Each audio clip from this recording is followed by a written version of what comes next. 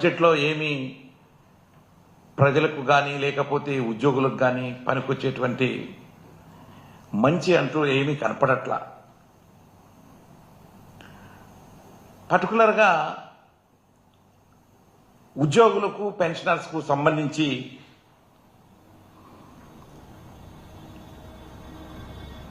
బడ్జెట్లో మరి ఎలాంటి ప్రతిపాదనలు మరి పెట్టకపోవడం అనేది ఉద్యోగులకి కూటమి ప్రభుత్వం మొండి చేయి చూపెట్టినటువంటి సంఘటన ఈ రోజున ఉద్యోగులు పెన్షనర్స్ అంతా కూడా మరి దీన్ని గ్రహిస్తూ ఉన్నారు. ఒక్క విషయం కూడా మరి ఆనాడు ఎన్నికల సమయంలో ఇచ్చినటువంటి మేనిఫెస్టోలో విషయాలు కానీ సభలలో ఇచ్చినటువంటి హామీలు కానీ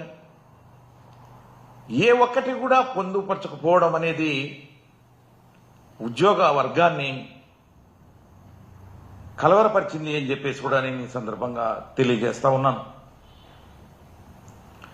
ఇక మరి ఆనాడు మేనిఫెస్టోలో కానీ కూటమి ప్రభుత్వం మరి ఎన్నికల సందర్భంగా ఇచ్చినటువంటి హామీలతో చూస్తే మొదటగా సిపిఎస్ విధానంలో ఉన్నటువంటి ఉద్యోగస్తులని అదేవిధంగా సిపిఎస్ను జిపిఎస్ను పునఃసమీక్షించి ఒక ఆమోదయోగ్యమైనటువంటి పరిష్కారాన్ని మేము చేస్తామని చెప్పేసి ఎన్నికల సమయంలో చెప్పడం, దాని ఊసే నిన్న ఎత్తట్లా. ఆ బడ్జెట్లో దాని గురించి ఎక్కడ ఈ సిపిఎస్ కానీ సిపిఎస్లో ఉంచుతామా,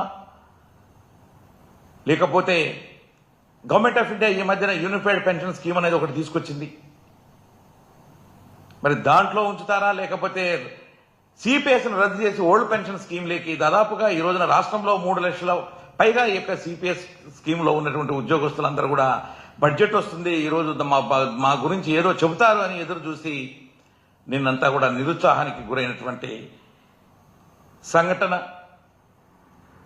మరి దాంతోపాటు ఉద్యోగులకు మెరుగైనటువంటి పిఆర్సీని మేము ఇస్తాం మేము గెలిస్తే అని చెప్పి ఎన్నికల సమయంలో మరి వాగ్దానాలు చేసి మేనిఫెస్టోలో చెప్పి ఉద్యోగులను మభ్యపెట్టి ఓట్లు వేయించుకొని గెలిచిన తర్వాత అసలు ఆ పిఆర్సీ గురించి 9 నెలలు గడిచిపోయింది. ఇప్పటికీ 9 నెలలు అయినా కూడా పే రివిజన్ కమిషన్ని అపాయింట్ చేయాల. అపాయింట్ చేస్తే దాని గురించి మరి బడ్జెట్లో ఏమన్నా పెట్టారా అంటే బడ్జెట్లో పెడతారు, పిఆర్సీ మనకు వస్తుంది అని ఎదురు చూస్తున్నటువంటి ఉద్యోగ వర్గం అంతా కూడా విస్మయానికి గురయ్యారు. నిన్న చూస్తూ ఉంటే ఎక్కడా కూడా ఆ పిఆర్సీ అనే మాట ఎత్తలేదు. అంటే మీరు పిఆర్సీని అపాయింట్ చేస్తారా, లేకపోతే అసలు చెయ్యరా, పిఆర్సీ ఇస్తారా?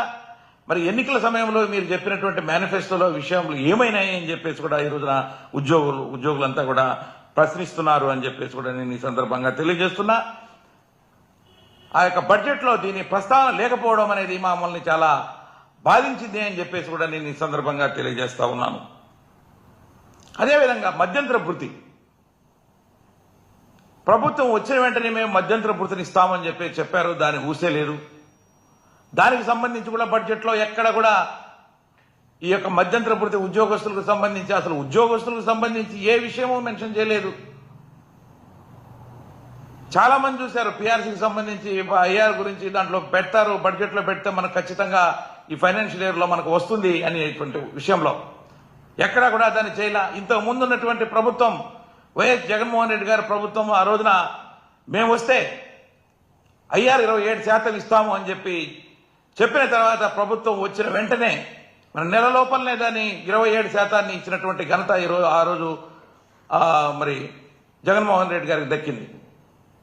అదే ఈ రోజు ఉన్నటువంటి కూటమి ప్రభుత్వం ఇచ్చినటువంటి హామీ మరి వచ్చిన వెంటనే ఇస్తాము ఐఆర్ అని చెప్పిన తర్వాత ఇంతవరకు దాన్ని ఊసే ఎత్తకుండా ఏమి చేయకుండా బడ్జెట్లో పెట్టకపోవడం అనేది చాలా బాధాకరం అని చెప్పేసి కూడా నేను ఈ సందర్భంగా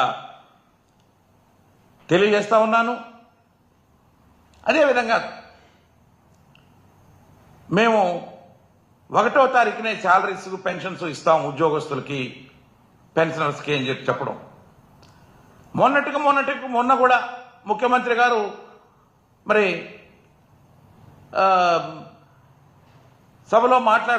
శాసనసభలో మాట్లాడుతూ చెప్పారు, ఉద్యోగస్తులందరికీ మేము వచ్చిన తర్వాత 1వ తారీఖున శాలరీస్ టెన్షన్గా ఇస్తున్నాము అని చెప్పేసి.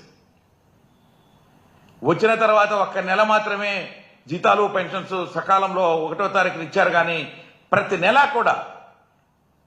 నెల కూడా మిగతా 8 నెలలు అంతా కూడా 6-7 తారీఖులు అవుతా ఉన్నాయి శాలరీస్ కానీ పెన్షన్స్ కూడా. ఈ నెలలో కూడా ఈరోజు 1వ తారీఖున ఇంతవరకు కూడా ఉద్యోగస్తులకి పెన్షనర్స్కి పెన్షన్ కానీ అదేవిధంగా శాలరీ కానీ పడలేదు.